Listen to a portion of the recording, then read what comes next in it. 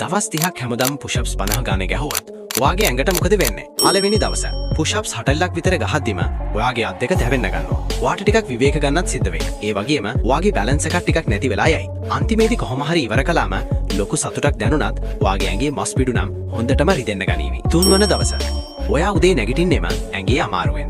ඔයාගේ පපුව සහ අත්වල පිටිපස්ස ගොඩක් රිදෙන්න ගන්නවා. මේ වෙද්දී ඔයාගේ මස් පිඩුවල පොඩි ඉරීම් හැදෙන්න පටන් අරන්. ඔයාගේ ඇඟට මේක අලුත් දෙයක් වුණත් ඇඟ මේකට හුරු වෙන්නයි ලෑස්ති වෙන්නේ. 7 වන දවස. දැන් අර ඇඟේ අමාරුව ටික ටික අඩු වෙලා යනවා. ඔයාගේ ස්නායු පද්ධතිය මේ ව්‍යායාමයට හුරු වෙලා නිසා කලින් තරම් විවේක ගන්න ඕනි වෙන්නේ නැහැ. ඔයාගේ පපුවේ මස් පිඩු තද කරද්දී වෙනසක් ඔයාටම දැනෙන්න ගනීවි. 14 වන දවස. දැන් තමයි නියම වෙනස පේන්න ගන්නේ. ඔයාගේ පපුව ටිකක් ශක්තිමත් වෙලා අත් දෙකේ හැඩයත් ලස්සනට පේන්න ගන්නවා.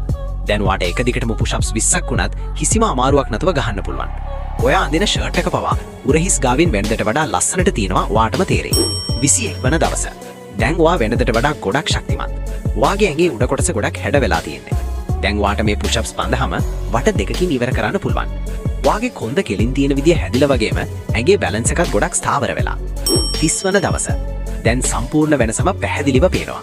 ඔයාගේ පපුව ලස්සනට පිරීලා අත්වල මස් පිඩු හොඳට ඉලිප්පිලා පේනවා වගේම උරහිස්වල හැඩයක් නියමටම ඇවිත්.